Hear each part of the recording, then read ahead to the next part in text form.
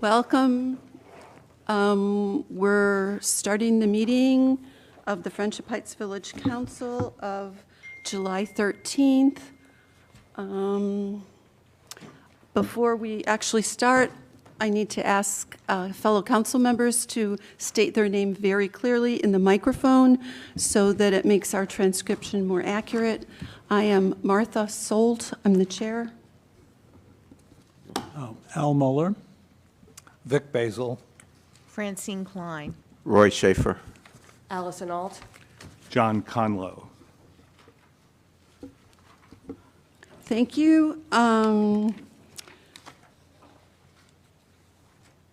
If you would like to speak and make a public comment, if you could please sign up over there. If you don't want to make a comment, you don't have to sign up to actually be in the room. We welcome everybody, listeners and commenters. So there will be, as I believe it's in our bylaws, right, no official council meeting in August unless something comes up and we call for a special meeting. But all of you have, I guess, a month off while we're toiling away. So we will be working, and I know there are a lot of different committee meetings in August and possibly early September. I'm just checking. So the next official council meeting is Monday, September 14th, and we have a finance committee meeting. Could you refresh me on when it is? I apologize. Okay, actually, I'm going to ask Julian.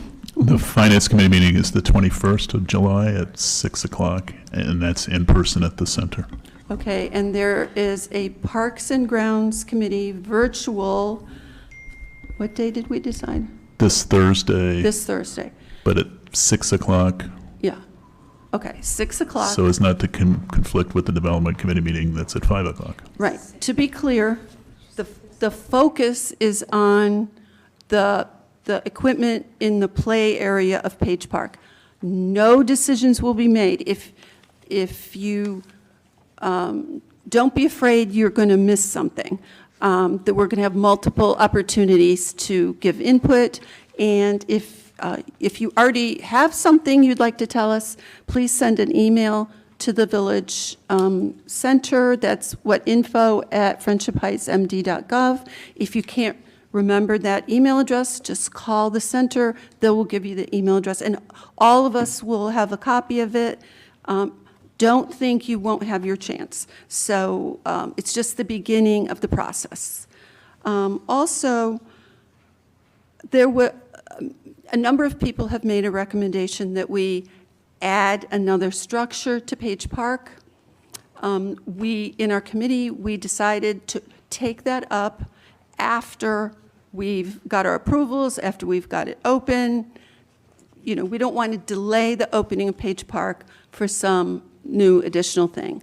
But it is not that we're not going to consider it. And there was a resident who believed we had already made a decision without public input, that we wouldn't do that. That's not true. And if again, you have a question or you're worried about that, please send an email and we can address it and we can clear it up. We don't do acquisitions of things you're going to see or that's something very public without a process of deliberation and discernment. And you'll have a chance. And if you're worried that that's happened, send an email and ask. Don't go tell your neighbors that this bad thing is happening. If the bad thing is happening, we'll tell you, then you can tell your neighbors. So let's see, what do we have? Like usual, the business has been rearranged to make it easier for our project manager to inform us on multiple topics under his purview. And if you notice, we have a police officer in the room, and he will be telling us about the bus lanes and anything else he wishes to share. So I think our next item is an update from our project manager and anything our managers would like to share on that, because I know there's a number of issues. If you would care to take the microphone. And this is Jim Wilson, our project manager.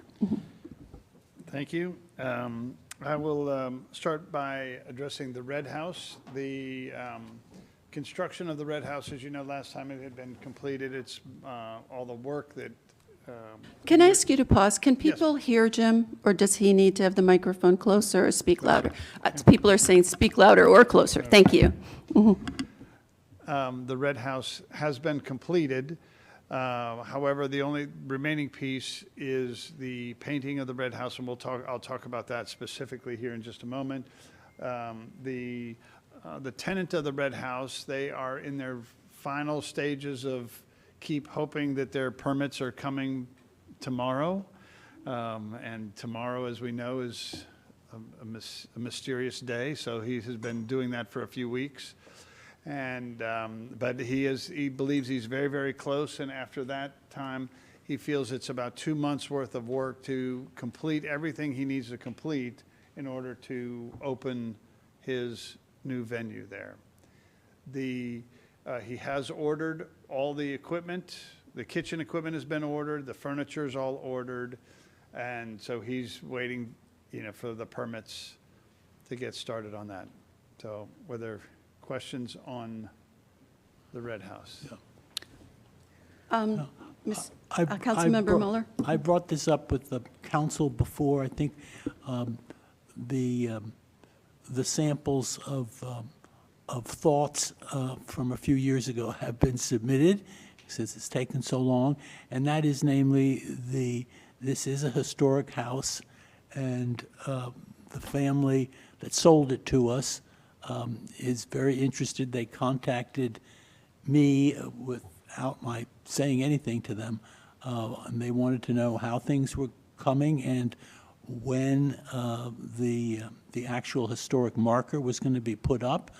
The wording, the draft wording for that, I think, was given to the Parks Committee, and they need to look at that, and the council has to at least look at it. If there need to be any changes, that has to be done.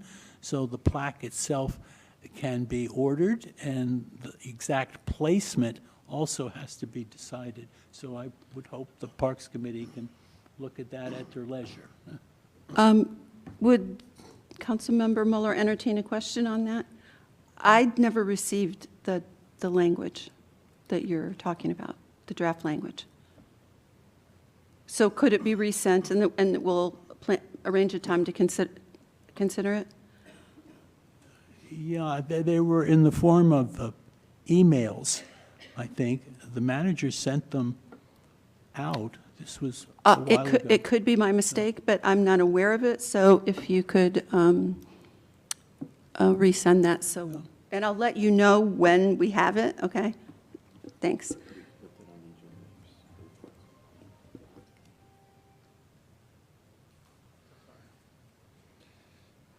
Okay, any other questions about the Red House progress?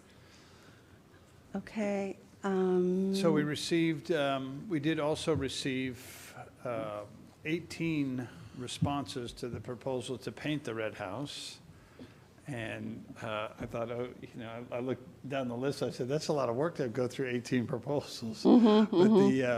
So the range of proposals were from 19, just under $20,000, and the 17 of them were between $20,000 and $49,000, and then there was one proposal that was $136,000. They clearly thought we were building a new house or something, I'm not sure what. But we did have such a consistent kind of climbing of the numbers, and there's no real way to understand that difference. Some people do the work all themselves, some subcontract it all out, so all different ways and methods. But we did get some very, very high quality responses, and Medrano Brothers, MB, was a painting company that had very high, Julian called the references, but their proposal was complete. It was thorough, it was thoughtful. They had very specific line items of everything that they were doing. They understood it well. And they were, they were not the low bidder, but they were very, very close. And the low bidder is an agent that that subcontracts and just an agency that hires everybody out. And so I just thought Medrano Brothers was a better selection. They do all the work themselves. They have much better control of the quality and the execution of the work. So in that, we recommended approval with Medrano Brothers to do the work. Their bid was, I don't have the exact number, do I need to do that? $20,223. Right, 89 cents. right. Those cents are important. They'll be, They are. So that was our recommendation. We went through it and feel like it's a good painter, a good choice. The one thing to be aware of is they did include an alternate or two alternates basically, but they're about things that we don't know exactly are going to happen. We have there's going to maybe be some shutter work that has to have some other trim that has to take place. And one thing that we also are aware of is some of the decking that's underneath the front porch may need to have some more attention to it. So they gave some alternates. And what my recommendation is here is that the decision is to allow Julian to be able to look and say, when we see something, these are not discretionary things that are going to come up. There's something that's going to come up. We're going to find some material that isn't okay.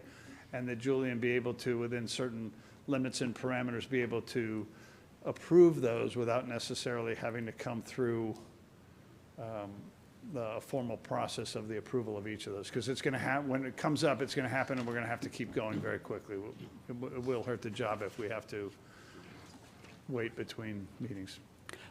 do you have a comment, Julian? I'm sorry, village manager? Yeah, thank you. Just to add to what Jim is saying, the two optional add-ons are inexpensive enough that it would not require council approval on top of the base cost anyways. The first one is $832 in the event that additional masonry repointing or patching is needed, and the second one is $594 in the event that we would need to replace the entire porch deck, which was not,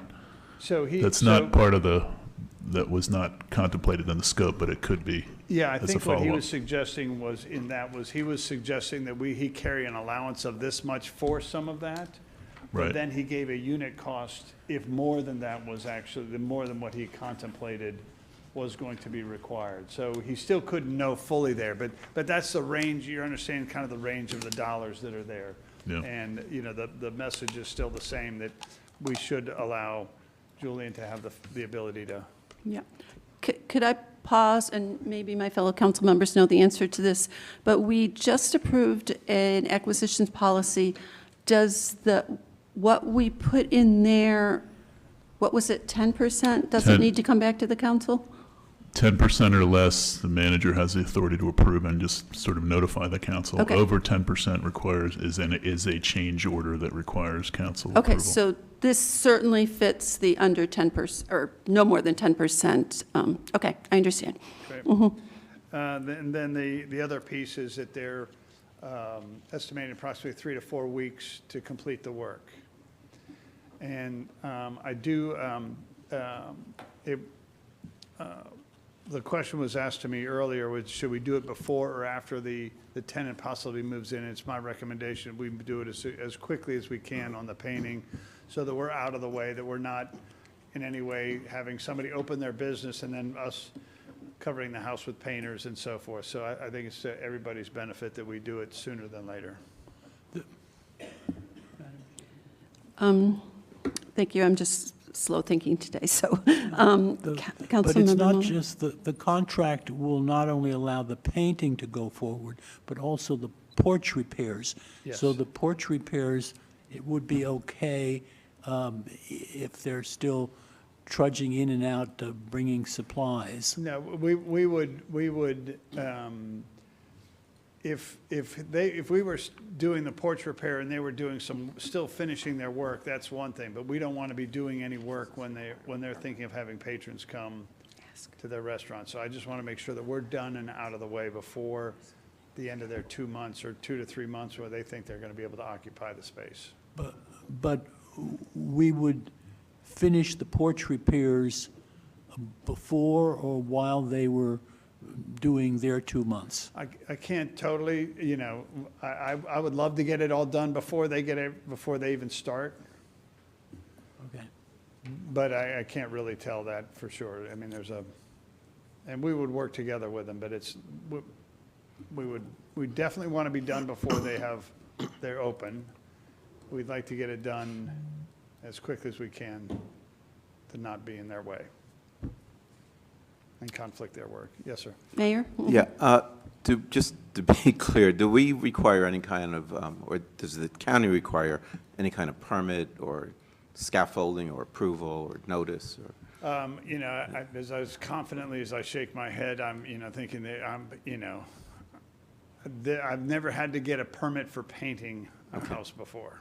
We're not changing anything that's there. We're not doing anything, you know, structural or anything of any such. So Okay. I say no. I have a question. Go right ahead. It may be an obvious question, but what color are we painting the house? I mean, they're all different shades of red. Is there a shade of red that is to match the existing. approximates what's there now? To match the existing, to match what's there. What the current color is? Yes, ma'am. Thank you. If anyone else has questions, unless they do, I'll ask my questions. And I emailed some of this to you before about the treatment of lead paint, which I presume is there. I don't know if you've tested it. I can't imagine a building that doesn't have lead paint that's so old. Can you tell me what you know and what you're proposing? What I know is a building of that age, you know, 99 out of 100 of them have Right. got lead paint. The house has been painted multiple times of not lead-containing paint, but some of the chips are going to come free that probably go down to have lead in some of the chips. So I reached out to a hygienist in the neighbor, you know, not far from here, to just kind of get an idea of a simple scope of what could they write. In addition to, we will have the painting contract make sure that they've identified their process and procedures exactly in the prep of how they're doing it, and the hygienist will approve whatever that is. So we will make sure. It's a great question, you know, and I apologize. I should have thought of that. And and actually, it should have been in the RFP, I'm Yes, thinking, but exactly. yeah. It should have been. So, and you can correct me if I'm wrong, my understanding is, I mean, it's not a residential building, it's not a child-oriented facility.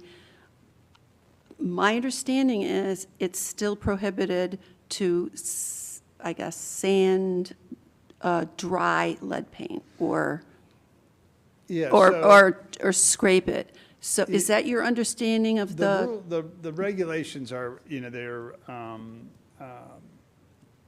sanding lead-based paint is not okay. You can't do Right. it. And I've never heard the distinction inside and outside. But I have been involved in projects where things like we're removing windows that have lead paint and all this, and we're having to repaint the outside of the building. The most that I've ever had to do is actually put plastic on the ground, you know, protecting any of the plants or anything.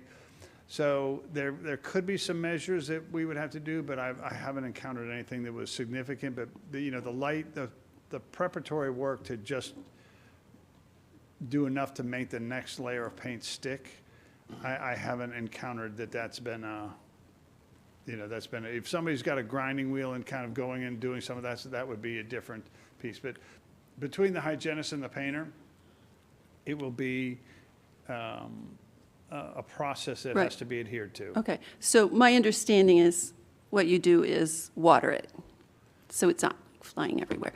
But, okay, so the hygienist is not in the proposal, right? No, and it's going to be it's not, my guess is it's going to be 1,000, you know, $1,500, you know, it's not a large, I don't mean to be disrespectful that's not zero. But I don't expect it to be a very large number. Okay, and I think I asked you a question about sort of oil-based paint and latex paint and so forth, and I didn't see in the proposal exactly what they're going to do to make optimum adherence. I don't know if you know that.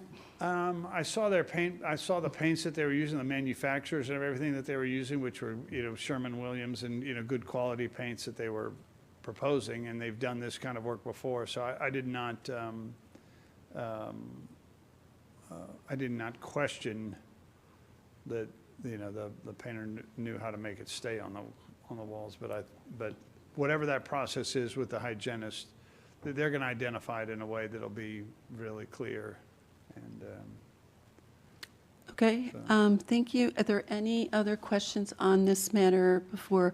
Can I ask our managers, do you have any more comments on this before we have a motion and voting? Councilmember Mueller? Oh, are you? That we accept the recommendations made by our consultant. Leaving the options up to the village manager as the porch repair goes on. Would Councilmember Mueller allow me to add to that motion, and you can decide whether, or propose a, but it hasn't been seconded, so I agree, move to approve the proposal from MB Design and Remodel, Medrano Brothers, for $20,223.89 to paint the exterior of the Red House following lead-safe practices. That's acceptable to you? Yep. Okay, and if I could pause that a second, do we need, managers, a specific motion on the additional, consultant. the two optional items and price?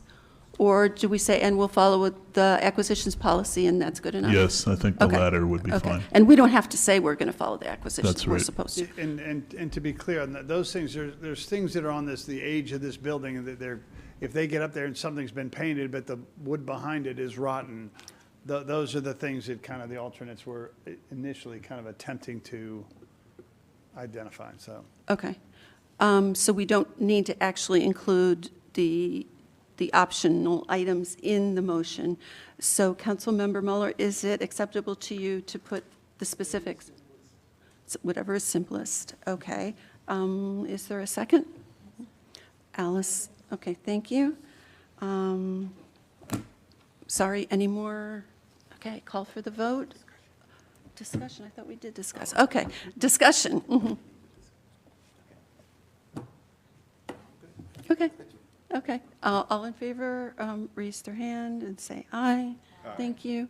And I would appreciate if you or our managers, if you find something that looks like it's a lot more expensive to replace, or there's much more extensive lead paint that's complicated, if you could inform us, or if we need to go to another plan, would like to know that.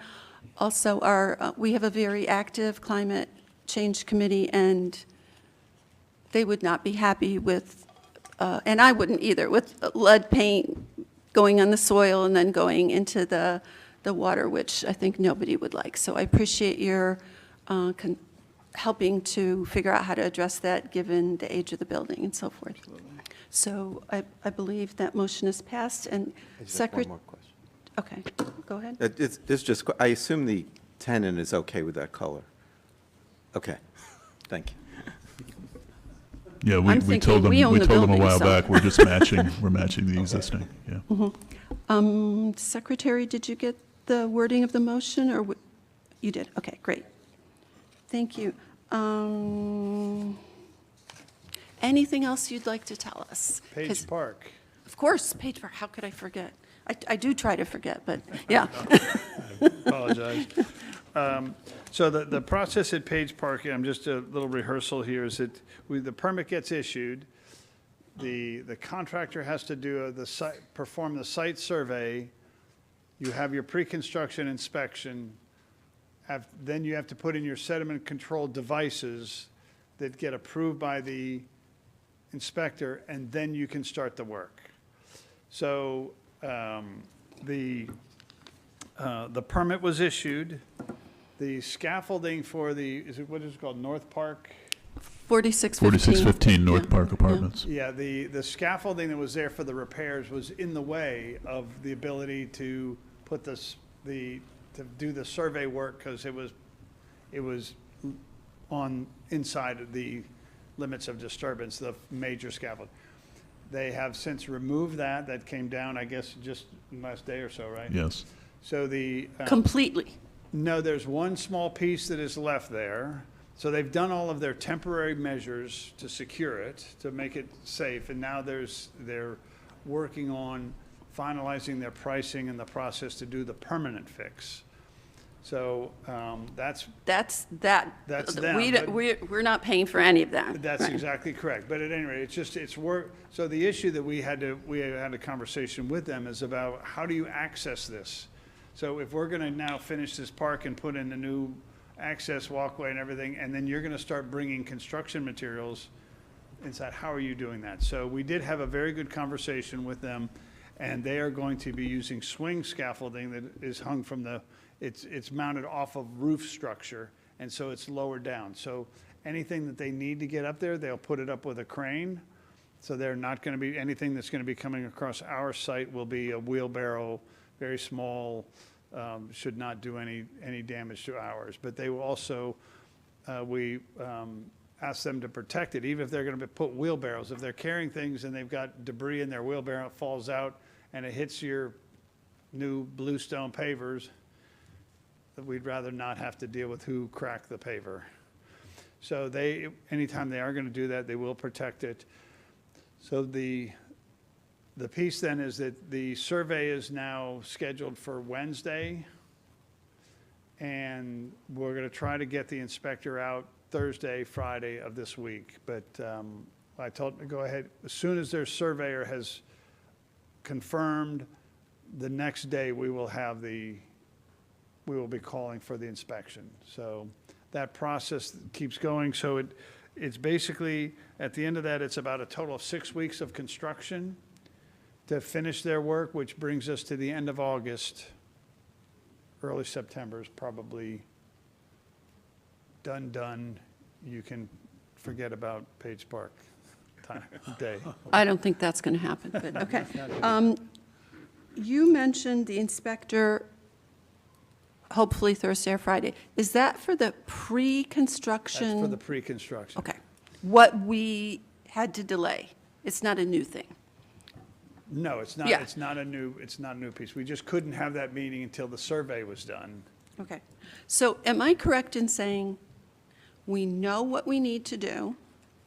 We approved a contractor for those things that we need to do, Yes, ma'am. and we're expecting to proceed very soon on that. And then we'll also have to have an inspection at the end. And we Yes. also have to, of course, deal with the children's play area. But as far as our permit and opening the park, that's it, right? That's correct. Okay, thank you. We did have we did send over to the contractor a request for a proposal for the play area, kind of soft material that has to be underneath children's play.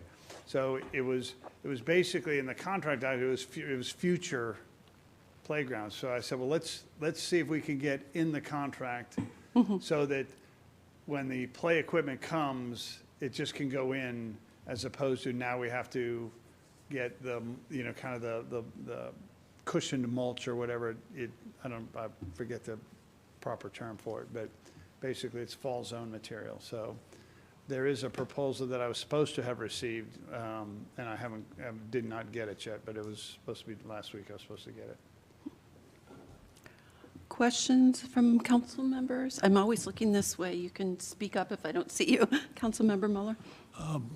A few things more for the belabored Parks and Grounds Committee. It's come up quite a while ago, but I know it was not resolved, and that is the type and number of signs that we need in the park. What's specifically going to have, and not open the park and have people saying, wait a minute, we still see dogs running around without leashes. What about bikes? What about smoking? What about a whole bunch of things? I think we should decide, and some, but maybe not all of the signs for that park may be whatever the park committee recommends for our other parks, maybe not. But I think that's something important. And just so it doesn't get lost in the shuffle, the previous council or two council ago did vote, the manager will remind me, and I think that was voted on with specific wording to have a plaque, if that's the right word, in front of one of the new trees commemorating the work that former council member Cleo Tavani performed, and I don't want that forgotten. And if there are any other plaques or placards or whatever, the park committee can discuss that and pass it on to the full committee. Thank you. Excuse me, I have a Other- question. Go right ahead. Mhm. Al, what is the signage here in the park? Hubert Humphrey Park? You mean what you can't do? I don't think there are any signs. And have we ever had a problem with people doing things they shouldn't be doing?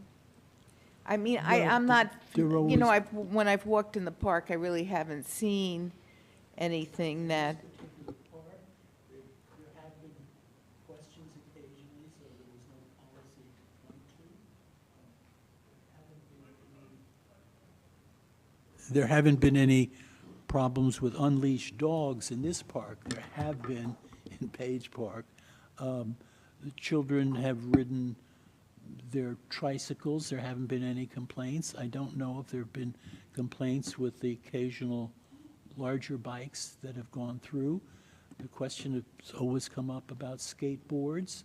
There used to be a problem on the steps going in and out. Years ago, they did put little spiky things on, so I've not personally heard of any more complaints about that. There is the ongoing question about smoking.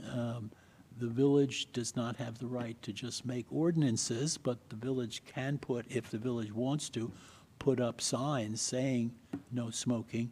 There are people who continue to smoke in the park and both litter and bother other people, particularly on the bench that's near the parking pad. If you go out sometimes, you'll see the litter of smoking butts there. And of course, if someone's sitting anywhere in the park smoking, it's not appreciated by whoever else comes in. So those are questions to be resolved by the council. Even without an ordinance, we are allowed to put up signs.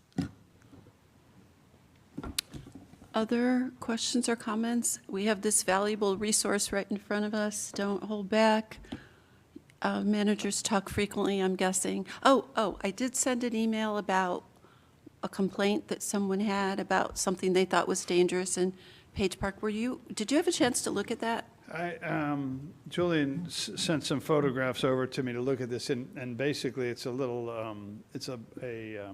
almost like a lawn edge type thing that holds back kind of layers of gravel. And so I don't know who put it in or whatever it is. It's, it's not a retaining wall, and, it's not, I mean, it's more of almost like a garden barrier type something, but if, so. So you don't see a safety issue at all? No, if something is, obviously, if something is in disrepair or loose or whatever it is, loose is not good, but, I don't know if you saw anything. I sent an email not long ago, so you probably haven't had a chance to see it, but yeah, the boards that Jim were mentioning, they're not loose. So Okay. I did not see anything that I would describe as loose, Okay. and nor would I describe it as a retaining wall, but it's about this high. It's a board on one side that's kind of I guess it's designed to divert maybe some water flow, but Okay. I did not see anything that I would say was loose. As long as we don't have yet another problem, I'm happy to hear that, so. Last chance, Mayor? Yeah, so you mentioned the surface for the children's play area, and I heard you say mulch. Have we decided on the flooring? No, there would be, you would have to, it's a great question. How do you just, it's a little subtle thing, they have different colors, they have different, there's a lot of materials that are there. The engineer specified a material, but we probably need to make sure that the color and the look of it is submitted and accepted and approved. So that color, Yeah, but beyond the color, though, will it be mulch? Will it be something poured or something like a soft mat, or have we gotten there yet? the architect recommended, the engineer recommended a product that was, I'll get you the detail on that, but I believe it was kind of it was a mulch type, that it was not a poured solid surface. Yeah, I'm just not a big fan of mulch because it gets wet and damp and compresses, and you have to change it, so. Right, I think there are better options, but I'll wait to see what they recommend. right. No, it's a great conversation. It's Aren't there guidelines, but there's an organization for everything on Yeah. child safety in, Yeah, so- what those, I don't know what you would call it, the cushioning materials should be? There are ways that people have tried to solve that. Yeah, I mean, I'm using mulch in a much more Yeah, I generic way understand. than, you put in your garden, you put in your bushes. Yeah, And they all do have to satisfy all of the child safety kind of fall okay, requirements. so you're not people going are to trying bring anything to us that hasn't met that standard, No, right? Okay, no, fine, thank you.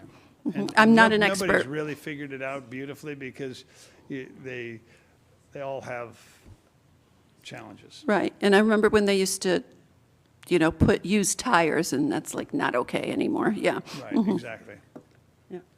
Anything else? This is your last chance until September. I would be interested in what the product is that we put in the children's play area. First, I think it has to be cohesive with the overall look of the park, and we haven't decided yet on what equipment is going in. And second of all, the more modern parks that I've seen recently, don't seem to use mulch at all, but it may be that our park is one where we need to. If you look at West Bard, that park, it's got a different type of material. And I've been in quite a number of parks that have, children's parks, play areas, that have something other than mulch. But it may be that ours is still going to need the mulch. But I would be interested in knowing before we put it down what it is. Absolutely. We'll get you the material and the options that are many, but you're right. It also does need to coordinate with whatever it is, the final play structure. It needs to look like they were thought by the same person. And if I recall, you're sort of an unlicensed expert in this matter because of how many grandchildren you have? Is that right? Well, and I've also built a lot of playgrounds. Oh, okay, okay. So, There is so, quite an institute that's out there. right, and so when you recommend, whatever you recommend, you'll have all the, Data. right, exactly, and the, And also make not sure. materials, the term that's coming to mind is material data safety, but they have all the specifications of. Right, and the other piece is that, I'm going to make sure that whoever installs it has all the certifications and licenses. Okay, very To good, do this okay. and adhere to that. Done right. Thank you very much, and hopefully you enjoy a month not coming here, right? Oh, did you have a question, Allison? No, okay. Thank you. Thank you.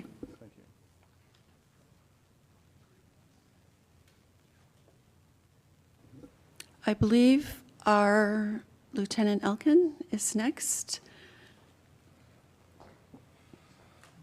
Well, good And we- evening. And we've asked him to come talk about among other things, the bus lanes. And just as a preliminary, I asked 5 people what they thought the rules were driving, I got 5 completely different answers. So, Okay. yes, and I saw Hopefully I a can sign set the about like record the straight. fines being $500 or something. So if you could Sure. be the authoritative source on all this of Sure. what we should be doing, shouldn't be doing, all of that. Well, fortunately for all of you, you can still get to the Friendship Heights station is open, so that's the good news. The bad news for the folks that are hitting Bethesda, Grosvenor, and North Bethesda. But so the bottom line is the fines are up to $500. That doesn't mean that, and that depends on the actual charge or infraction that most people would potentially be charged with. I will tell you the most common charge would be failing to obey a traffic device, which is a $120 fine and carries 1 point. So the traffic control device being the bus lane signs and direction and so forth. You know, for those who don't know, we're going to be in this posture. It started, I think, July 5th or July 6th, and is going to go until the day after Labor Day, while they're working on improvements to the rail, to the rail infrastructure to also accommodate Purple Line in the Bethesda station. So far, and I was off last week, but what I've heard and what I just saw actually driving down here this evening was that there are people still parking and blocking the bus lane. And there are 2 different buses that are running up and down 355. One is stopping at all 3 stations, and then another one is more of a rapid, gets you from Friendship Heights to North Bethesda quicker. So I don't have the schedule for that, but there are 2 different buses that I think are clearly marked. And most of the buses where they're staging is not going to be impacting the village immediately, because they're typically staging on Jennifer Street right outside their depot is where they stage, and from there, and then I'm sure they're doing some kind of coordinating with each other about how fast they're running and the timing and so forth. But as far as the enforcement piece, unless we're specifically called by Metro to come enforce, like if someone is parked or abandoned a car in the bus lane, really the MCPD is not going to have too much involvement. The Metro Transit Police, however, will have involvement, and they are the ones who are primarily going to be responsible for conducting enforcement. In all of the pre-planning that led up to this, we had a lot of meetings with them and basically said, look, we just don't have the horsepower and manpower to be policing up and down 355, from during the times the Metro is operating. So the bulk of the enforcement comes on them. If they're unavailable, they'll reach out to us. But so far, to the best of my knowledge, we have not been called for any enforcement whatsoever. So, and it seems like from also what I'm hearing from friends of mine who do take Metro that it's been smooth. There hasn't been any real hiccups. People are just going to get used to it. And hopefully when it's all said and done, things will go back to normal. But there's definitely been some confusion, particularly people making right turns from the center lane as opposed to being afraid to get into the bus lane. You can get in the bus lane, if you're going to make a right turn into an adjacent street. So obviously, I don't think anyone's going to be stopping folks for innocently making turns that they need to make. It's similar, to the bike lanes, the confusion we have up and down Old Georgetown Road. So, but that's really the gist of the bus lanes, unless there are specific questions about it. But the typical fine you would see is $120 at 1 point. I don't know how they're going to come up with a $500 fine. That would be like reckless driving. Yep. Just to add that there's no contemplation of making the bus lanes permanent after Oh no, well, September 6th, but apparently it happened somewhere else in the county, so there was concern that might happen here. so that was yes, in Silver Spring, there was some concern that this may become a permanent thing. I will, in my position in the police department, I cannot speculate, but I will trust that the fine citizens that use the 355 corridor will make their voices heard should that be proposed, and what that would do to traffic. So similar to what we're doing with on Old Georgetown Road. So, yeah, I don't foresee it happening. Questions, comments? Yeah, it's been my impression, driving from Bradley south to the village, that there's so many streets that require a right Yeah. lane turn, that there's plenty of opportunity to get over to the right to make your right turn. Yeah. So unlike other places where the blocks may be further apart, it seems to be working here pretty well. Yeah, and I would say that the the potential pitfall, right, is that someone will ride that right lane, and then if there's someone, if they see law enforcement get behind them, they'll then make a right turn just for the sake of, but they're really using that lane to get ahead of the traffic. And that's a reality we just have to deal with. I think, at least I know for our officers, they will use the right appropriate amount of discretion when determining if that's a legitimate right turn. Certainly, if it's someone who has an address or if they get pulled over that lives in the neighborhood, it would make sense they're doing the right thing. Someone who looks like they're accelerating just to get it, not to be stuck in traffic would be a different set of circumstances. But for purposes of the folks living here and having to travel up and down 355 to the Village, I would rather be safe than sorry. Making a right turn from the center lane or someone who might get anxious about it, I'd rather you just get over to the right and take your time and get in, get through traffic and make your right turn, not just at the last second, because then you have the potential with colliding with a bus that's coming down the right lane. So thankfully, we haven't had any of that yet. So, yeah. Councilmember Mueller? Yeah, this is what I was going to ask. Coming towards the Village from Bradley Boulevard, there are, as Councilwoman Klein said, a number of streets that you have to get over. Yeah. And right before we enter on Somerset Boulevard, there's also a right-hand turn into Somerset House itself. So traditionally, I think people fairly would get over. Sure. And the way... Yeah, they're probably doing that before Dorset Avenue. Yeah. Right, not wait until the last minute. Right. The way the striping is, though, it's sort of the bike lane ends and you have barely enough time to get over. And coming up ahead is the right-hand turn that goes into the Chevy Chase office building. So I think one would normally get over to that right-hand lane. Yep. Now, if there's a bus coming, obviously you have to watch out, but I would hope Yeah, that- and I will tell you, we're in constant communication with Metro Transit and their command team, and they have talked to all their drivers, like they have to use sound judgment, and understand, from their perspective, as drivers, that they're going to have a lot of, civilian vehicles that are going to be confused, so they have to be extra alert. They can't just go, it's not like a license for them just to barrel up, high speed up the bus lanes. Oh, I got the lane all to myself, and there will never be anybody there. So they have done a lot of messaging to their folks and done a lot of outreach for their drivers. And quite honestly, for their drivers to, I know that they don't want to get involved in a collision. It's not good for them. But yes, those are all legitimate concerns, and they've had a lot of their engineers look at the striping and the lines and what they could do better, and we really have no involvement in that.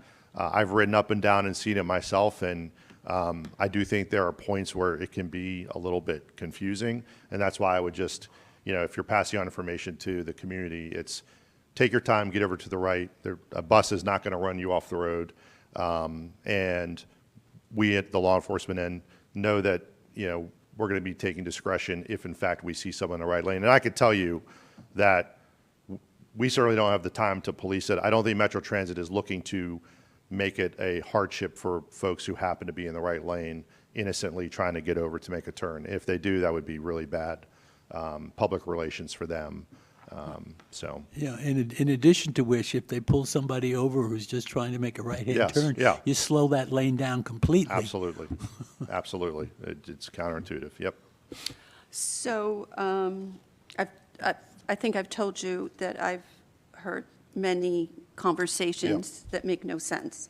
But there are limited hours for this, right? And not on Sunday, is that correct? So Sunday is they have a different schedule for Sunday. Okay. And I have not seen, I can get back with Julian to Okay. confirm. I have not seen something where it says it is not in effect on Sunday, because they do run the buses on Sunday. I know, yeah. Okay, I did see that, but I'd like to get the correct information Yeah, out. I'm looking, I have their whole PowerPoint here that Metro provided. Oh, okay. Matter of fact, I can probably Could just we email put this that to on you. our website? I don't No. know that this is for, Okay, whatever you, yeah. but I'll email it to Julian, their whole outline of their plan and so forth. But I'm looking at their Sunday service schedule here, and it still says it's in effect. I mean, Okay. I don't, so I don't. It could be. I don't think that, I think Sundays still apply. Okay. There might not be as many buses going, but. Okay. Two more questions. I've noticed that, I don't want to call it dotted because it's more like dashed, you know, it's not the solid line. They do the dashes before there's an area to turn right to, you know, on a street. But there are many possible places to turn right on a street where it doesn't have those dashed lines. That doesn't mean you can't get in the bus lane and take a right there, or should you take a right? Do you understand what I'm saying? Not every access point to turn right where you'd have to do it from the bus lane. Yep, Have they painted the stripes? right. Now, you can still make the right turn where you Okay. need to make it. Okay. Yeah, you don't need to look for the dashes. My final question, and I overheard two lawyers arguing about this. Do you need to say buses only or bus lane? What do you mean? Buses They only? think it's not legal to, one person said it's not legal to enforce it unless it says buses only. Because it says buses, but it It says doesn't say bus lane, cars. doesn't exclude cars. This is Friendship Heights, you're going Yeah. to overhear conversations like this, you know? That would be interesting, an interesting challenge. Yeah, I'm not sure. I think, yeah, I don't know the answer to that, but I hadn't thought of that, but leave it to a lawyer to think of that. Yes, of course, two of them arguing. So that's one reason yeah, it would be great to have an answer, you know, because there is so much confusion. Yeah, no, I don't know the answer to that one. Right. But I think this, you know, a judge would say, well, what's the spirit of it? You know, what was the intent? Right. And all this stuff that went behind it. But, yeah. Right, and as a passenger of the Metro, I can say the first day was a nightmare. After that, it was, Okay, good. That's good and to hear. today it was very easy, so. Yeah, and that's what I've heard. Yeah. I have family members that have been using it daily, and my daughter even has an internship downtown, so she's been on it and had no problem. Okay, Where are the bicycles supposed to go? The bicyclists, Yeah. get out of the way. No, Yeah. I mean, seriously, they're not supposed to be in the bus lane, but they're also, where Yeah. are they supposed to go? So I guess it depends on different types of bicycles and different, you know, how robust a bike rider there is. I think there's a big difference between the folks that are, you know, cycling fast with helmets that are used to bicycling in the roadway, period, in a lane, versus, you know, the kid with, you know, who's just on his mountain bike who probably should be on the sidewalk for safety reasons. But that's a loaded debate question as far as like bicycle safety and where to ride, because technically they're allowed, you know, bicycles can be on the roadway, can be, you know, on the street, but they have to obey the rules of the road just like everybody else, just like if you're in a car. So I will tell you that my personal recommendation is roads like that, it scares me to death that we have to see anyone on a bicycle on 355. I think that is just too busy a roadway, and if you saw some of the drivers that I see, you would probably think twice about riding a bike on 355 or any major roadway. And these packs of folks that do it, if you're riding a pack and you're one of these, you know, experienced riders, that's one thing, but I've known people who have been killed, who are professional bike riders. On, you know, River Road, we've had many high-profile accidents, and no matter where you stand on the bicycle lane issue, if there wasn't a lane for me to ride in, I wouldn't be on the main road personally, and I'm a pretty decent bike rider. But I'd rather run into someone on the sidewalk and just say sorry, or, you know, whatever. But yeah, it's tough. It's just too congested here, too many drivers. That would just be, that's my personal opinion, not my professional stance on it, but my personal opinion, so. could I ask if there's any more guidelines, or they change the rules, or the hours or something, if you could let? Yeah, for sure. Yeah. So that they can tell residents, so Yep. Yeah. it's I hard don't- enough to get, Yeah, no, I have understand the rules. updates with, I'm on pretty much weekly meetings with Aaron Donald, who's the captain for Metro Transit for this region. So he's given me a lot of, you know, up-to-date information, so. But so far, I think it's been pretty smooth. Thank you very much. Sure. Did you all have any other questions about any other safety stuff or crime-related stuff you want me to talk about, or? No. What? Oh, I'm sorry. Go right ahead. I just wanted to say that at the very beginning of this whole exercise, the messaging was superb. The informing, the explaining. I mean, it was so good, and the coordination among the parties was so good that I wrote Jamie. I was absolutely, and then one night, I sat there and I watched the buses and the frequency, and then I tried to figure out what their place of origin was. Okay? Yes, I'm a lawyer, and don't blame me. All good. But what actually made my day, coming from New York, you know, in the 70s, was the name on the buses. You know what it is, right? I can't remember. Yankees. Yankees, okay. Thank you, and thank you very much for educating us. My pleasure. You all have a good night. The next item is Chair's announcements. Since our last meeting, many of us attended the Maryland Municipal League, and the point of that meeting is to share ideas and new strategies and inform each other of what we're doing and what's working. So I think some of us have some new ideas, and you might hear more about that, not at this meeting, but later. If you attended the 4th of July celebration, I'm sure you know it was very good, and many of our, shall I call it, sister jurisdictions canceled theirs. And we didn't. So the Tacoma Park had a parade consistently for 100 and something years, and they canceled it from the heat. Other places canceled what they were doing out of concerns for food safety, but we continued. I commend everyone who worked on this about making sure the situation was cool enough and food safety. You know, we don't want to have negative effects from what's supposed to be a celebration. So we had great and short speakers, so that was nice, including our mayor. It was good. So I know we have a finance committee coming up. When was that again? 21st. And the Parks Committee, Parks and Grounds, which you just talked, this Thursday, right? But that's limited to the topic of children's play equipment. Doesn't mean we won't talk about other things at other meeting times. So it's been really hot. Stay well, hydrated, and enjoy the rest of the summer. So I think public comments are next. Did you give us the sign-in sheet? There are no public comments, at least signed up. No one in Friendship Heights has any comments or opinions or criticism? Is that correct? As of right now, that is Okay. correct. Okay. But if you do, please send an email. It's not that this is the only time.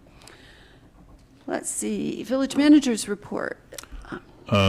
Two quick items. Number one, the fountain in the park is up and running. We appreciate everybody's patience. It certainly took longer than expected, and it's not completely done. We have, the lighting has been replaced, and there's still one more light fixture that needs to be installed, and we still need information from the contractor about how to change the lights and adjust them.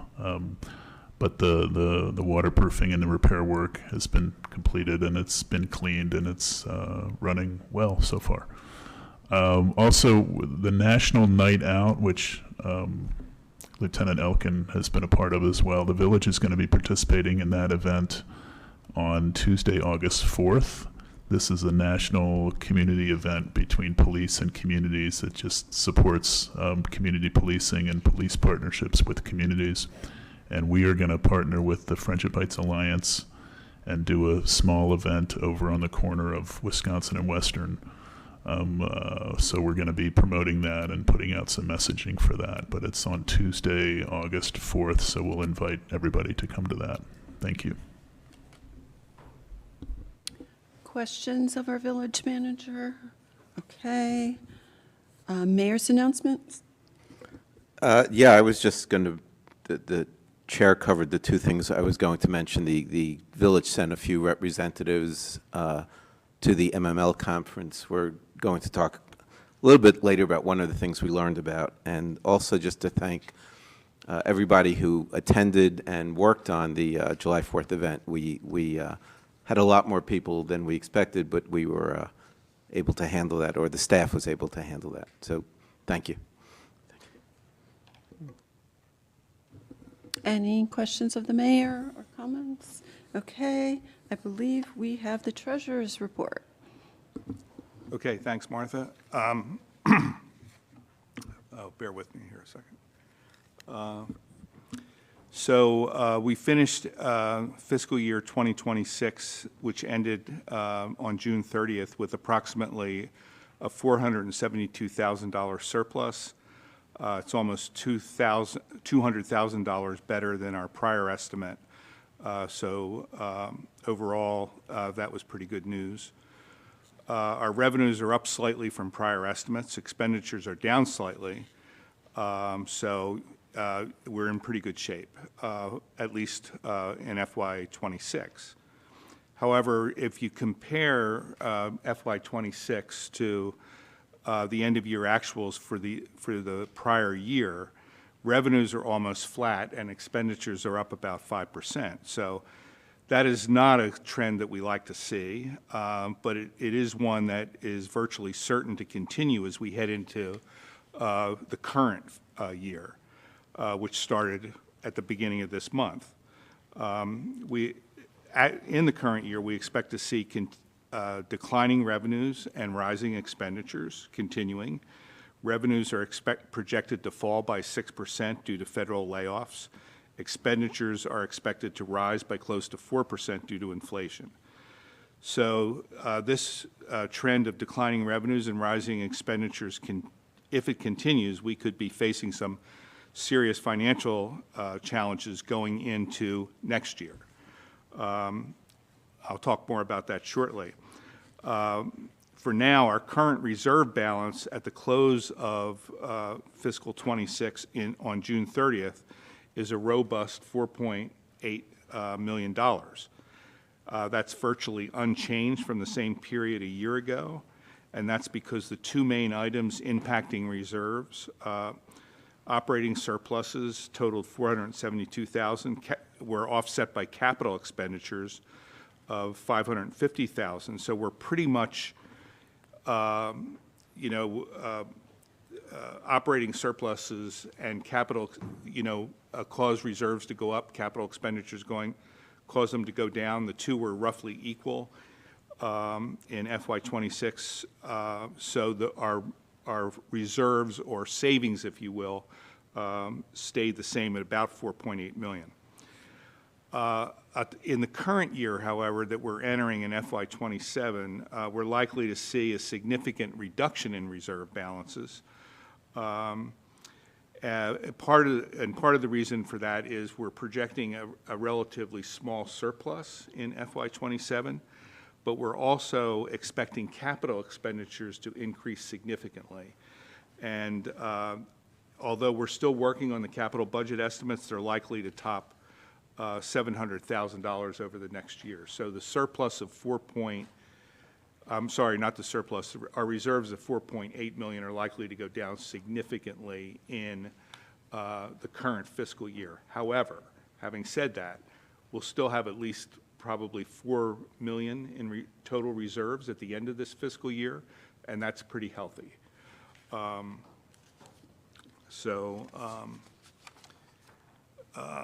Just as we have a finance, as we noted earlier, a finance committee scheduled for next Tuesday, the 21st at 6 p.m. in the Village Center. We're going to focus on a review of capital projects and a discussion of how to better plan for long-term budget needs, especially given current economic conditions with, flat revenues and rising expenditures. We also have an administrative review meeting the following day to review preliminary recommendations from the recently submitted pedestrian safety study. We expect to have a draft study recommendations for review by council sometime in the fall. Among the initial preliminary recommendations are sidewalk extensions or what's sometimes referred to as bump outs that allow pedestrians to step out and be more visible to oncoming traffic, as well as updated signage, highly visible pavement markings, crosswalks and stop lines, and all of which, again, are intended to improve pedestrian visibility. I'll plan to update council next month on where we're headed with respect to capital budget recommendations, cost estimates, and plans to expand our budget and forecasting processes to better anticipate and plan for potential budget shortfalls going forward. So that's my report. Thank you. Questions or comments? Councilmember Mueller? Thank you, Treasurer Conlo. Excuse me, could you talk a little closer to the microphone? I'm having trouble The hearing. expenditure that you mentioned for capital projects was for this upcoming year, did you say was possible? For the current year, FY '27. For the current year, would be in the range of $700,000. Yeah, and that's a very preliminary estimate, and one of the issues that we have is, oh, sorry about that. One of the issues that we have is that there's a lot of uncertainty around the pedestrian safety issues that have to be worked out. But I think it's likely that we're likely to be in, at least in that range. So the this year. 700,000 would include the pedestrian projects, whatever they might be?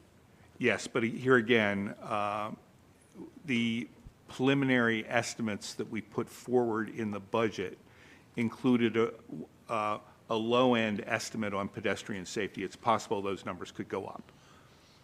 But whatever they are, we have presently in the Capital Improvements Fund, $1.6 million. So whatever it is, 700,000 up to $1.6 million will be covered without adding anything more to the capital improvement budget. Correct. Okay, I'm just more optimistic than you are. You may be correct, but we always have, in addition to a balanced budget, in addition to sizable amount of money in the capital fund, we always have the right to increase our tax revenues by 1 cent or 2 cents or whatever we want. The tax revenue, as you know, is 4 cents per $100 of assessed value, the lowest allowable. It can't go any lower, but it can go from 4 cents all the way up to potentially 20 cents, which I'm not suggesting we do. So we have more than enough leeway without changing any of the programs. Of course, we always have that right, but even without changing any programs, we have the wherewithal, even with a penny or two, to bring in thousands of dollars. So I am basically optimistic, and hopefully we won't even have to do that, but. Okay, thanks. Does anyone else have a question or comment? I have to applaud you on being more forward-thinking than I think has been the practice in the past. I know it's difficult, but it's very necessary, and I appreciate your efforts in that regard. And I know there's so much unknown. But I don't believe there's any requirement that the village have a balanced budget. Is there? There's no requirement for a budget, so there's not a requirement for a balanced budget. Is that correct? So it may be that we don't have a balanced. Lawyer in me says that was a nodding head, Julian, right? Yeah. Yes, that was a yes. So Thank you. I guess maybe we've always had a balanced budget in the past, but that's not a requirement, right? That's a goal. Sure, And we've been I understand. We've been successful in that, unlike certain federal governments I know of. So You mentioned some the possibilities for the future that could be challenges, and I heard our fellow council members say that we have more than enough money to get through some of this period, and that we could always raise taxes. And I take Councilmember Muller's point that our tax rate relatively is low. I think we have a responsibility to do the best we can to manage expenses in such a way that we're not raising taxes unnecessarily. However, I do think that there's a possibility that we may wind up at a point where, in order to preserve village programs and the work that we do, that we may have to do that. So I think part of where I'm coming from is that we should be planning ahead for those possibilities. If I could add another comment, I definitely agree with planning ahead. I've never, ever heard of any government entity that proposes to raise taxes without first evaluating how they're spending money and if there are ways they can cut that won't maybe affect important programs or yeah, you look at cutting expenses before approving a. Absolutely. Yeah, so I know many people are stretched. I'm making a commitment. I don't think there's any intention to just willy-nilly raise taxes without thinking it through carefully and knowing the impact on people. So Absolutely. it is legal to do, there's a process for doing it, but it doesn't mean, if we can't figure things out, we can always raise taxes. I don't think that's what is meant by anybody. So if someone disagrees, please, you won't be bound to it, but is that a general sense of the council, that we won't gratuitously, without being thoughtful, try to raise taxes? I think I think there's consensus on that. I think there's also generally consensus, although it's not required, that a goal is to have a balanced budget, just like I have on my own personal accounts. I think that's what elected officials should be doing on behalf of the money that's given to us to control, the same way we would manage our own money, which I think is to have a balance and not spend more than we take in. Thank you. More comments or questions for our treasurer? I don't see anything. So we have committee reports, and our committee chair for development is doing heavy lifting. There are many meetings, a lot of technicality, law, all kinds of things. So I commend you for your efforts and turn the microphone over to you, Francine.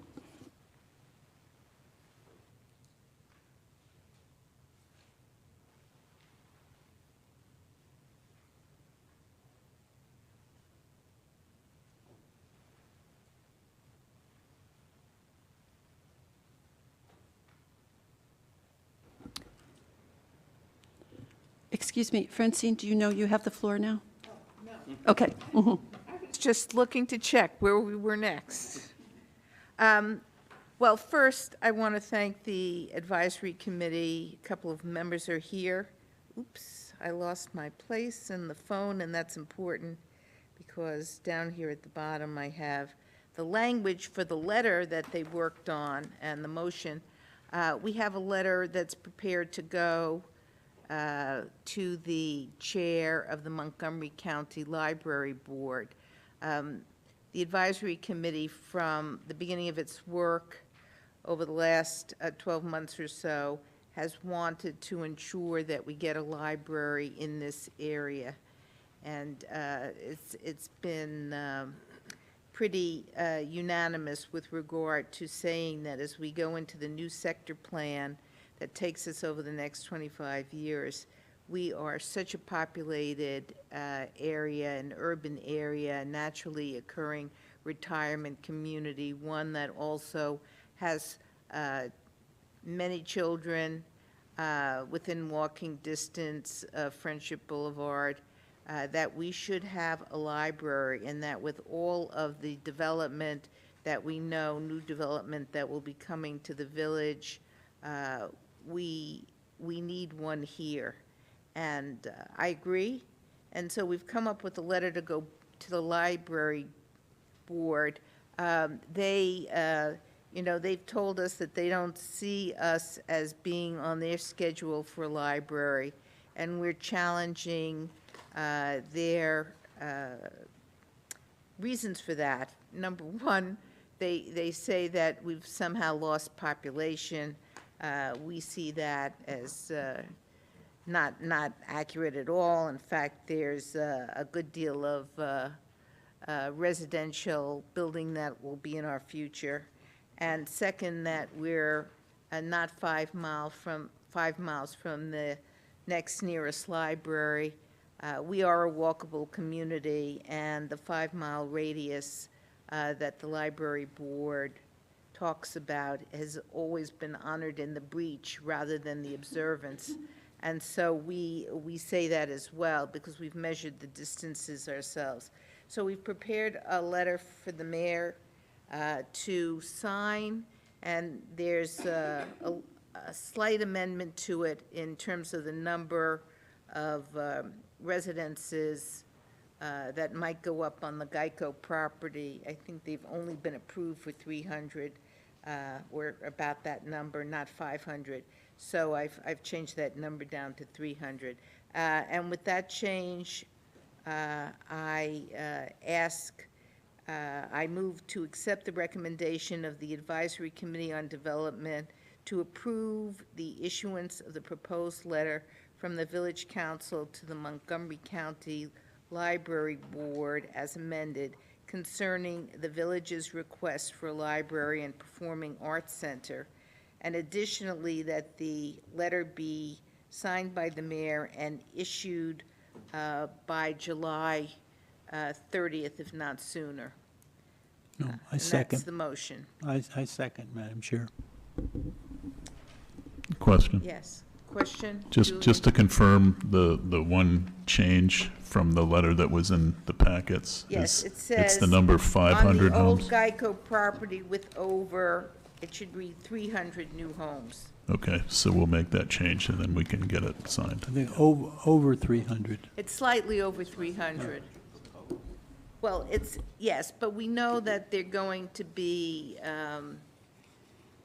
homes there, whether it's under the 98 plan or it's what they're currently approved for, what Yeah. was currently in the elements. And over 300 covers all options. What would you like to say? Well, I think we maybe just Say, address the fact that maybe five, well, we're talking here about future development on the old Geico with over 300 new homes. Why don't we say proposed? Do you want to add the word you can say proposed?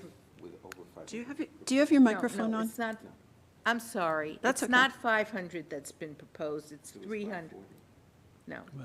It's, it's 300 in the sector plan originally, but it's 500 that EYA is. Yes, but that So- is not what has been approved. Okay. Okay. So I would say 300 proposed, because that is not a number that was approved by the board, Okay. by the council. Okay. So does the person who seconded, it, they agree with these changes? I think, No, I'm fine. Okay. I mean, 300 or over 300 would include 500, so. Yeah, that's Okay. right. it's the letter that's changing, No, not the motion. Not the Okay. motion. So anyone like to have questions or comments?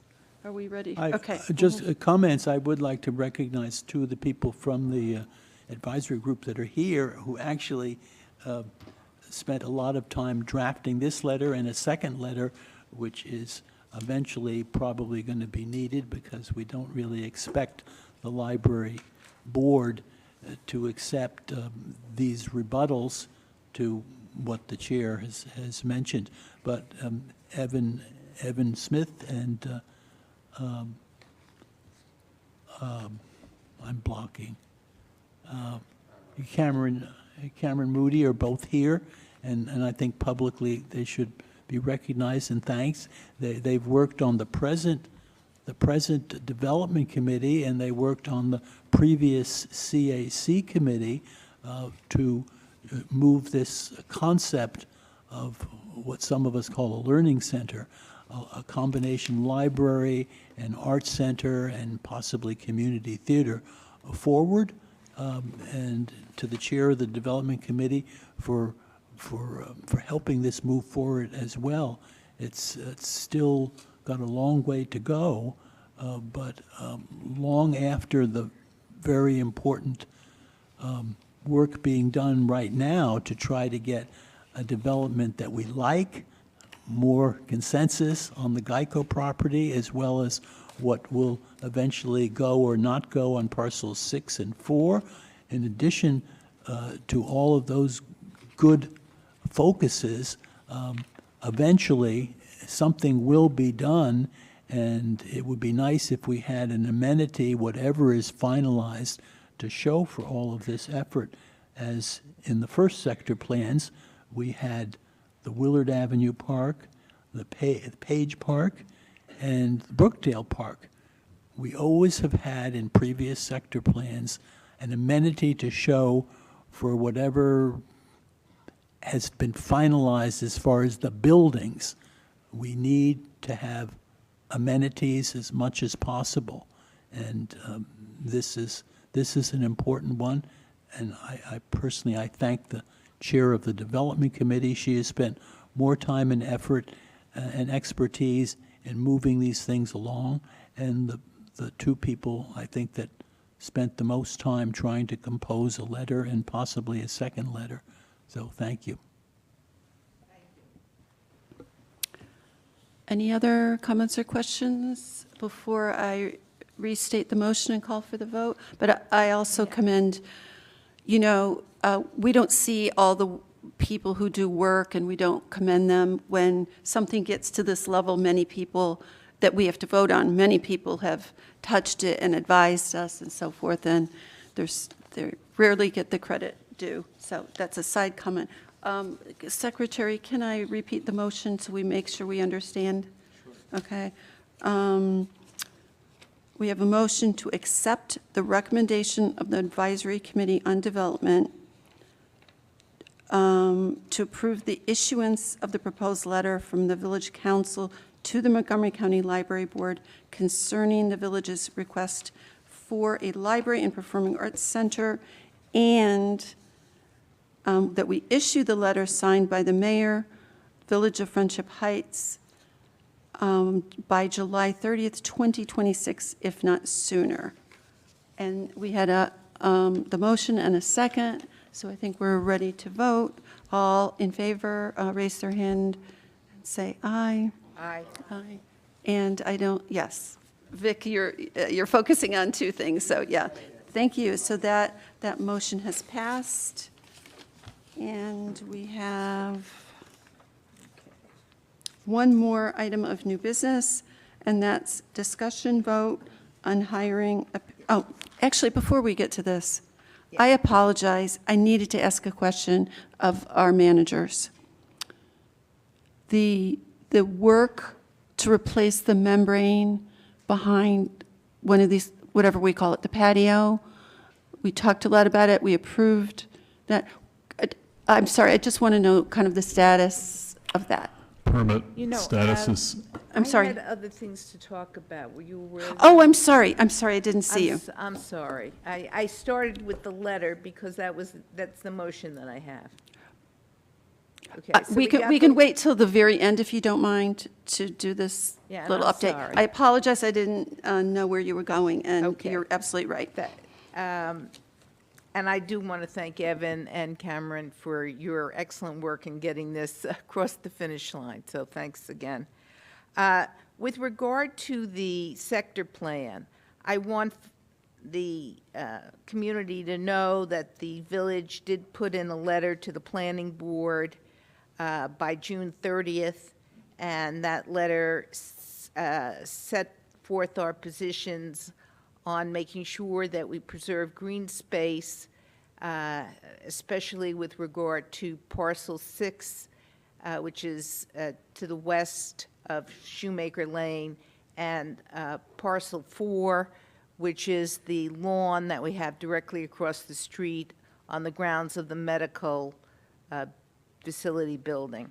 So that's something that got out by June 30th. Also by June 30th, there was another letter that transmitted the petitions that were signed by residents of 4550 North Park, 4620, and that's the Carlton 4620 and the Elizabeth 4601, concerning keeping parcel 6 low-rise buildings, which are already on the parcel, and any redevelopment should be maintained as low-rise. That's what those petitions said. And we had 596 residents of those buildings who signed that petition. So that went out by June 30th as well. Then I'd like to switch to the Geico development site. People know that the building is in the process of first asbestos abatement, which is the first thing that you do when you're taking out an old building like this. Even if it were repurposed, they would need to be doing the work that they're doing now with regard to the asbestos abatement. Also, we had Jacob Butler, who's the chief of the asbestos abatement group for the state of Maryland. He made himself available for a public meeting, virtual meeting on July 2nd. The meeting went about 2 hours. There were 50 participants from the village in Brookdale, and he was very gracious with his time answering questions. He was an inspector for the county in asbestos abatement before he went to work for the state. He has visited the property 3 times himself. Once he went announced, that was his first visit. Then there were 2 more visits unannounced. He's looked at the reports that have been put forward by the hygienist, the industrial hygienist, who is stationed on the site as part of this effort by the company. He explained in detail how one goes forward with asbestos abatement, and there is a series of very detailed regulations designed to protect both the workers and the residents in the surrounding area, or just people in the surrounding area who are passing through. And he has looked at the reports and feels that they have been doing a job that has kept asbestos out of the air, because they go from a dirty room to a middle room to a clean room, and at each point, once they're out of the dirty space, dealing with the area that's being abated, they are tested, and the air is monitored, and their suits are changed, and so on and so forth. These regulations on dealing with asbestos have been on the books, the laws and then the detailed regulations, for about 40 years now. And so he made me more confident that the government is on top of it, and that the property is moving forward with abatement the way it should be. Also on that call was Stan Edwards. Stan Edwards works for the county, and he's in charge of dealing with the issues when the building is going through the demolition. Some people are under the impression that the building is being demolished now. As Jacob Butler explained, in order to get things out of the building during the asbestos abatement and doing some of the other work that prepares it for the actual demolition, you need to make holes in the building, open up areas so that material can move out. And they're also taking down some of the windows because they need to do that as part of the abatement also. So that we're not at the period yet of real demolition. You know, real demolition involves just taking things apart in a much more forceful way, not the sort of effort they're undergoing now where they're dealing very carefully with everything they remove. But demolition is not too far down the line. And during that period, there will also be monitoring and steps taken to reduce dust and any other contaminants. And Stan Edwards has agreed to have a meeting with the community.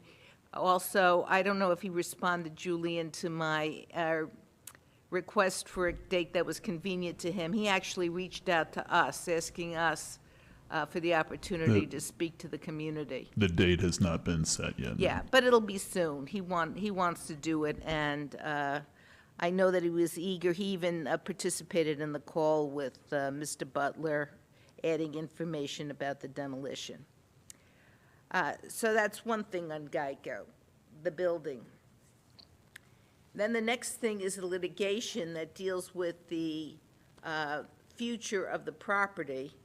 And we have put in our reply briefs to the various motions that were filed by the county council, the planning board, and Friendship Commons partners, trying to keep our suit from going forward.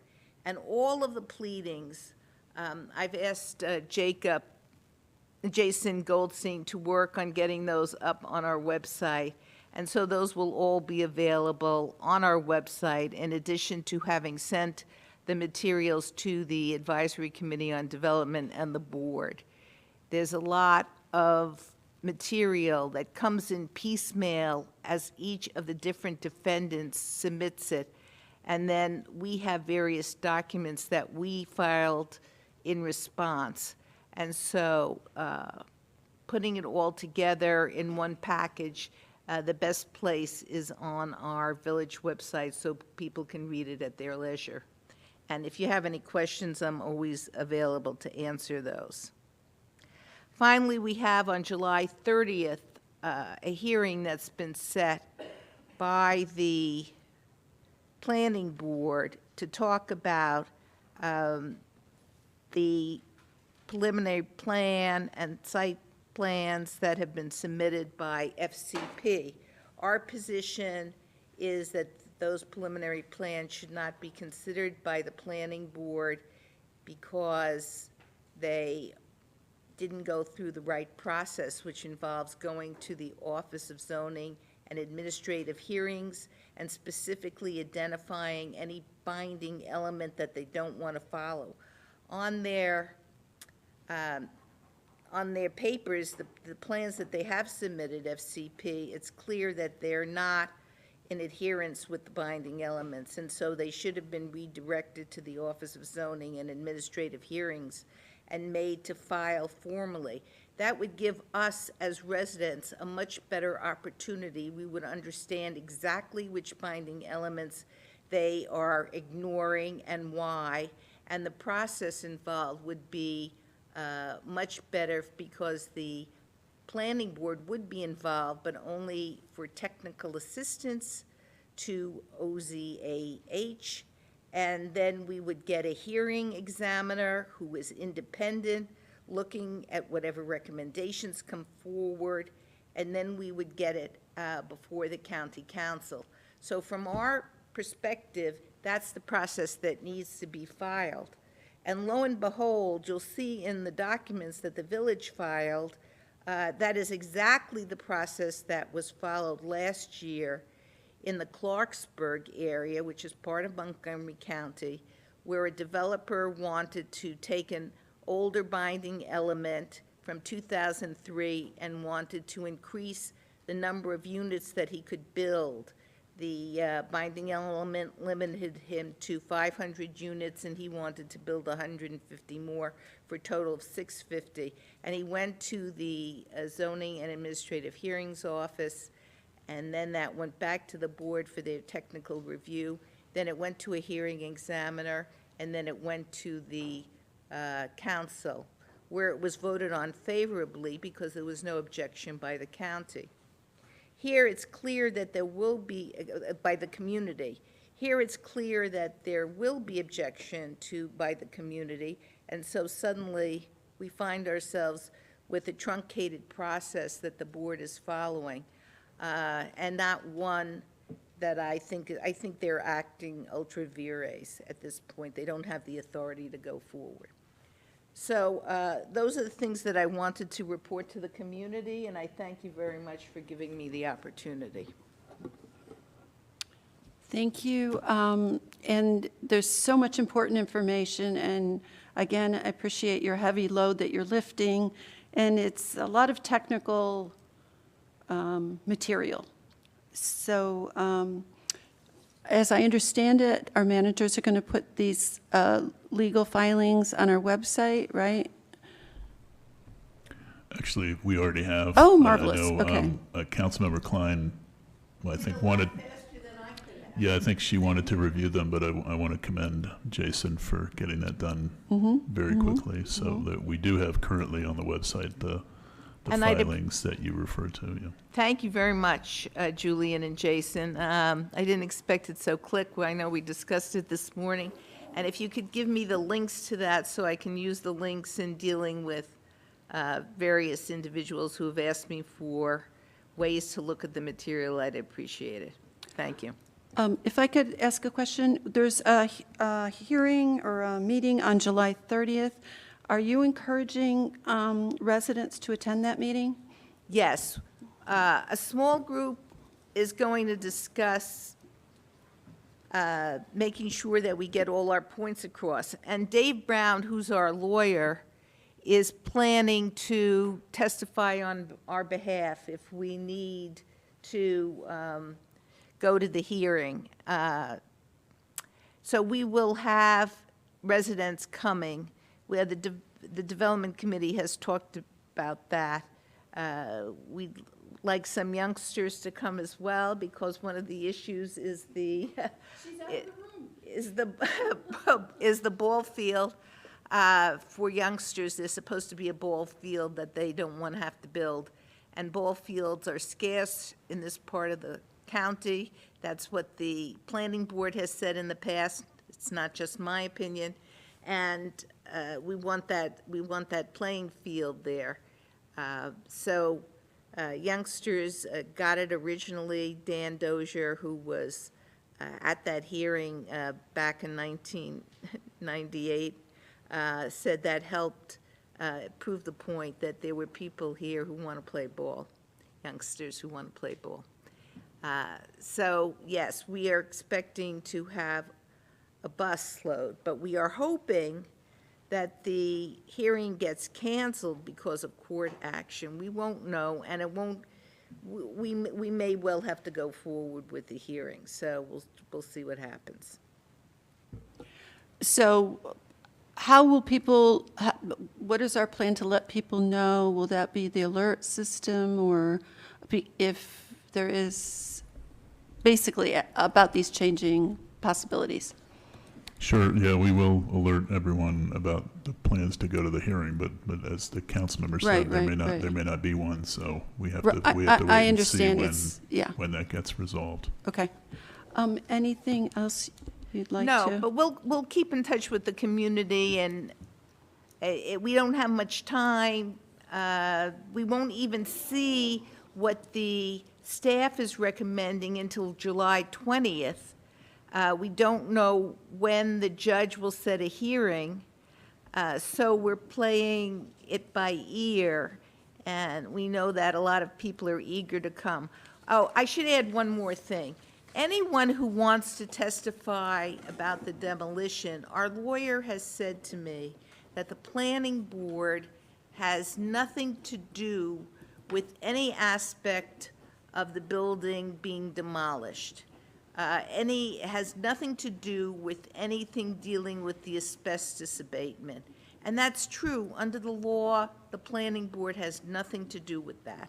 And so it is not a useful way to spend the time that's limited to talk about those things. I know folks would like it to be other than what it is, but I just share with you that that is the advice of our attorney, Dave Brown.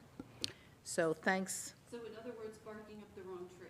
It is barking up the wrong tree. We are dealing with Jacob Butler, we are dealing with Stan Edwards. Those are the officials in the county who have been responsive to us and who we can bring our complaints. Thank you very much. You've done so much, and I know there's more to share, but we can't stay here till midnight. Councilmember Mueller. I don't want to add to what is a very complicated situation we're in, but everything that Councilwoman Klein has been discussing is the immediate challenge, which is something happening in the present sector plan.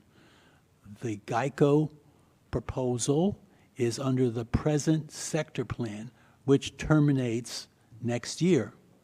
At the same time, the Park and Planning is evaluating that, and the Village Council has a lawsuit against the way they're going about it. The new sector plan, which begins next year, is also being evaluated by Park and Planning. And that draft by the Park and Planning staff is going to officially be given to the Park and Planning commissioners this Thursday, 3 days from now. I don't believe there's anything more that can be said. The village has submitted, as the development chair Klein has pointed out, has submitted our village disagreement with building on parcel 6 and parcels 4, larger development than is in the present sector plan. Councilman Conlow has composed a letter that was modified slightly, and the mayor has sent that. However, that sector plan will then, once it's submitted by the staff this Thursday, which has been publicly put on their website, that will have a chance for a public hearing in September. I think it's something, there'll be 2 days, one that's virtual and one that's in person. One is in the afternoon at 1:30 and one is at 6 o'clock in the evening. The sign up for that, I believe, is beginning 10 days before, something like that. And I'm sure Councilwoman Klein's committee will be publicizing that. But that is also important because that will be covering, again, the sector plan, everything that the present proposal is, plus the strip of property from Geico that's along Friendship Boulevard that could, in one place, possibly be where this learning center might go. In addition, what might go on the Saks property. In addition, what in the future might go on the Chevy Chase Mall, the connections. So what's going to happen in September is also going to be very important. And that is going to have public hearings, which then the Park and Planning people, board, will vote on, and which will go to the new county council, the ones that you've just pretty much elected by the primary. So this is going to be a very busy year, and Councilwoman Klein's committee is going to be very busy still. I think I didn't misspeak on any of that, but I think the exact dates for the public hearings are in mid-September, and the village manager will confirm that. Thank you for clarifying the difference and letting everyone know there are more meetings, and we have to keep everything straight. Thank you for that. I apologize for going out of order, but I did forget to ask about the patio, I'll call it the membrane project. There's not a lot to update other than they're waiting on a permit. There is a required county permit for a building permit for this project, and they've submitted the paperwork and the permit application, so that's still pending. Okay, and can you let us know when it gets Yes, approved? yes. Thank you. Anything more on development or Geico or sector plan that anyone would like? Okay, now we have discussion vote on hiring a paid intern for 9 months under the Maryland Corps Service Year Option Program, if I'm pronouncing that correctly. And I believe, would you like Yeah. to have the first? Mhm. Yeah, so I wanted to talk about this because we've talked a little bit about attending the MML conference, Maryland Municipal League, and council members go, village staff go, and I thought this is a good example of something that we learn about and talk about and consider.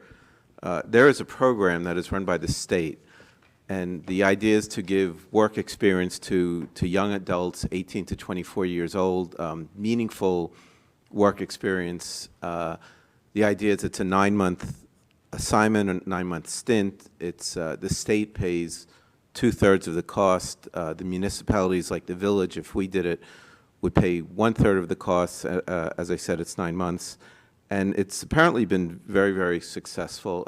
When we heard about it, that the council members that were in attendance thought it might be a good fit for the village. And so I spoke to the village manager about it, and he felt that it would not be a good fit for the village at this point because we cannot give, I think I mentioned it's 30 to 40 hours, 30 hours or more of the type of work that you're intended to provide under this program.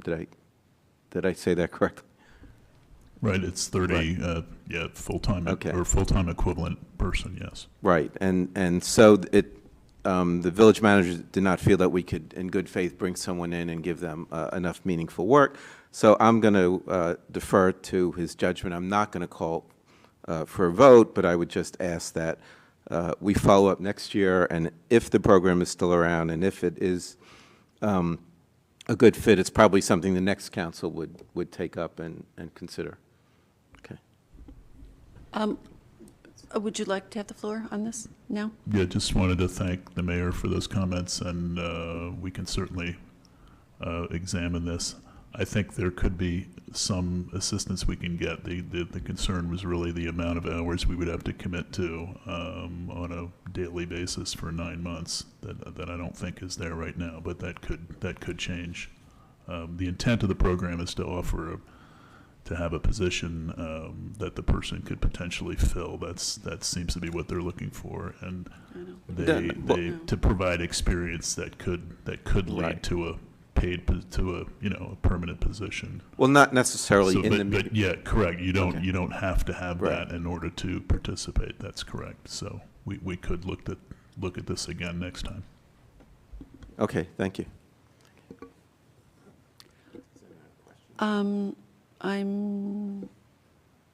So we're not having a vote, so Well, I'm not we're calling done. for a vote. so. Okay. Is anyone else calling?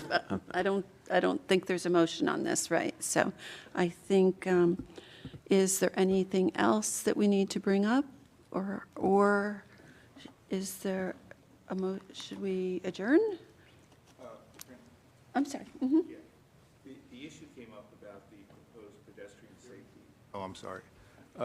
The issue came up about the proposed pedestrian safety crossing on Willard Avenue. Francine and I had some correspondence on that. I think where we wound up was that we would ask the county and traffic engineer who proposed the pedestrian safety crossing to defer. He was saying that comments should be submitted by July 15th, which is the day after tomorrow. Ask him to extend that deadline, number one. Ask him to meet with us and discuss the proposal. And potentially, there was a third aspect to this, which, and, which I'm forgetting right off, but those are the two key points. And we were going to write a letter. It would require that we write a letter to him within the next day or two, asking for him to allow us for him to extend the deadline and to talk with us more about the proposal. So am I okay to write the letter? Yes, it is with me. Okay, I just want to make sure, I want to be able to convey to him that the entire council is on board with this request. I think that's important. And the request is the delay? The request is, yes, delay the requirement that we submit our comments by the 15th and meet with us to Okay, discuss it further. Okay. Informally, does anybody object to this? No, but I'm wondering if perhaps the third suggestion you had, or could be added, that some of the experts in your pedestrian study, their advice be sought, because it seems to me they might be able to help. I don't remember if that was the third item. I think my own feeling about that is we should start with asking the county traffic engineer to give us his rationale for why he's proposing this, before we start getting somebody in to second guess him. Well, I recall the reason that he said, when he reported to the CCCFH, he said, a resident, I don't believe it was one of our village residents, but I believe it was a resident from Somerset or somewhere that likes to cross over there, and it is dangerous crossing over there, but as Councilwoman Klein pointed out, they don't have to cross over there to get on the other side of the street, and that's what set it off. He said that he was responding to a resident's complaint. Well, I read the resident's complaint, actually, and one of the things the resident was complaining about was the fact that it was dangerous for cars pulling in and out of driveways because of cars coming around this turn at relatively high speeds. Yeah. That's a concern that also was raised by residents of Willard Towers, because there's a circular driveway there. There's another driveway coming out of one of the other buildings. That's an area of Willard Avenue that is considered fairly dangerous because of the chaos of traffic coming in and out of driveways and making turns. And it's only going to get worse when the Geico development comes Well, online. that's what I'm not sure about, John, and that's why it's good that we're talking about a delay.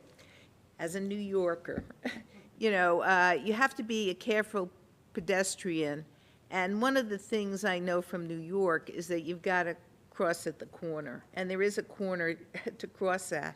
And they ran into trouble on Little Falls Parkway because a lot of members of the surrounding communities are upset with the fact that they didn't move the bike crossing to the corner, and instead they put an other crossing in the middle of the block.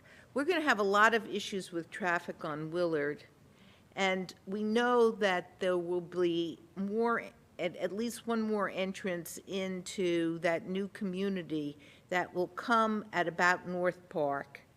And North Park, we need to deal with the driveway that comes off of 4620 onto North Park, and we also need to deal with the driveway that comes out from Willard Towers. And they actually have two driveways or more. They have their vehicular driveway, they have the cargo group, and then they have the circle.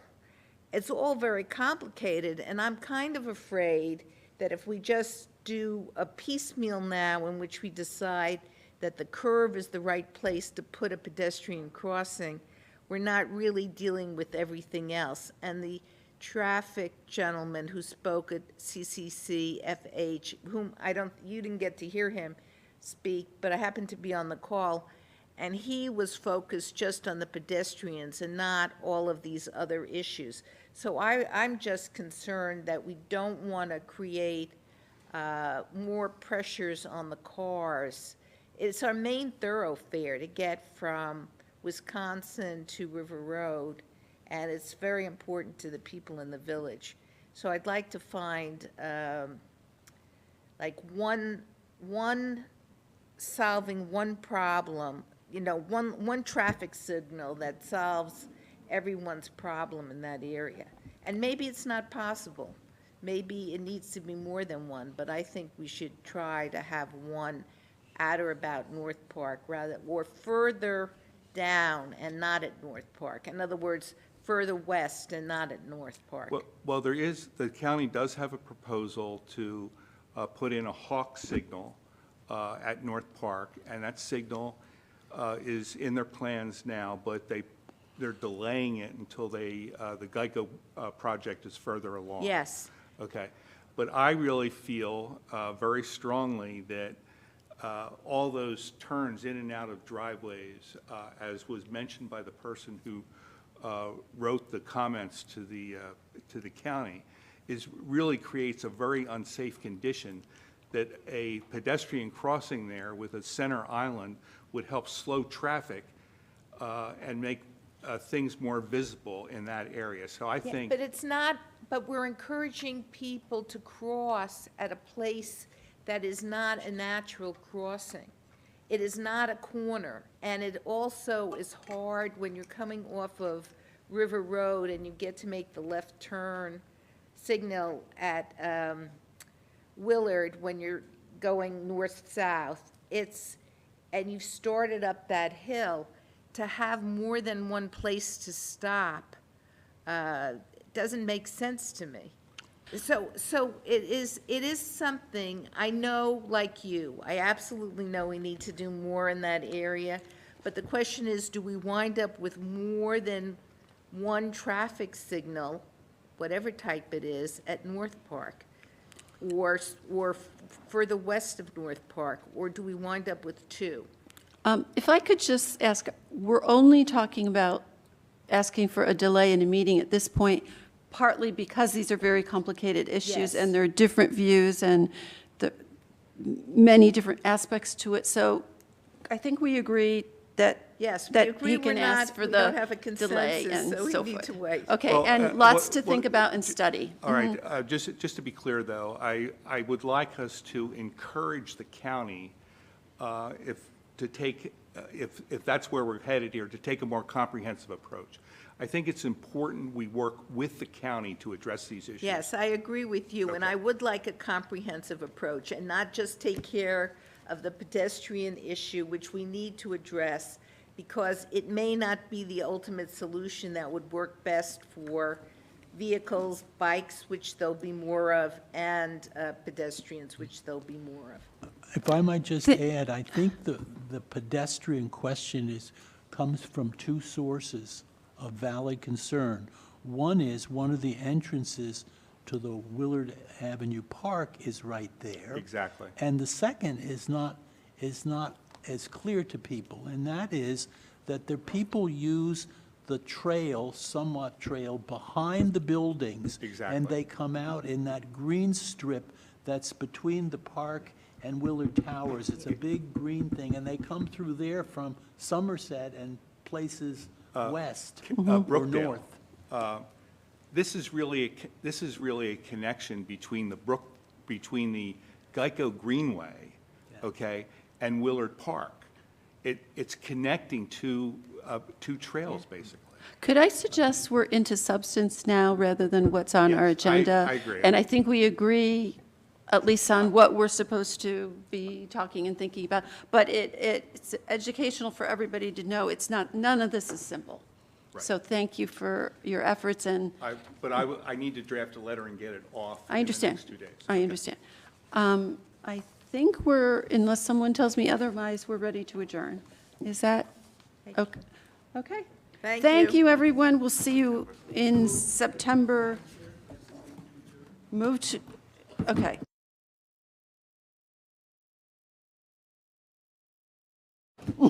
Thank you.